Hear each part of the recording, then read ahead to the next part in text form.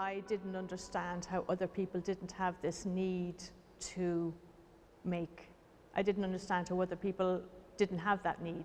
And I just couldn't understand how somebody could put a roll of film in a camera and have it there for months, because I have to see what it looked like.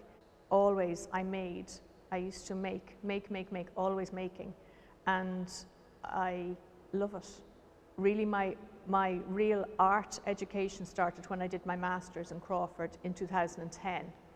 It was all I wanted to do. I gave myself 100% to these curiosities and trying to refine what it is I was trying to say. I really took the education very seriously and loved every single minute of it. Playing was like playing.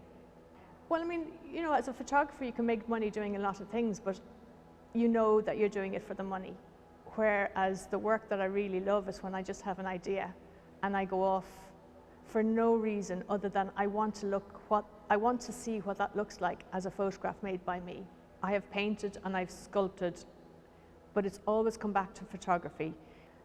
My subject matter has generally been modernist architecture, because you go into a building that has plain walls and you're very aware of how the light forms the illusion that we see on our eyes. My interest is in darkroom, which is the traditional photography where you have a strip of film.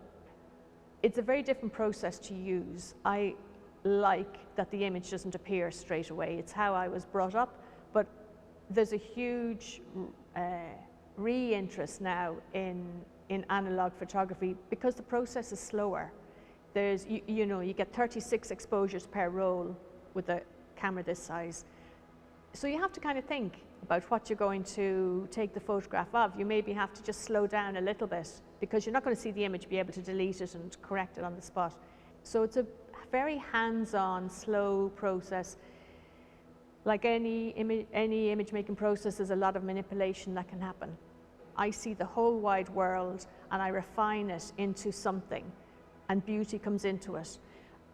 And in mathematics, it's called elegant proof. This refining is called elegant proof. But in my work, because I think of language, and language can be eloquent, I think of photographs as some kind of non-verbal language. So the work that you have in your collection is from a body of work called Eloquent Proof. This image was made in Eileen Gray's house, E1027.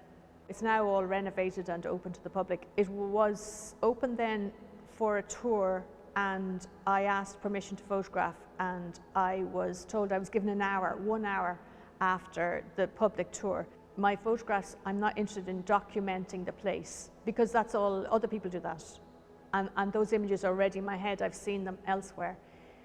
What I was interested in all of these sites was making images of pure tone, going from black to light, and this abstraction that we read as a curve or we read as a square because the light and the dark butts up against each other.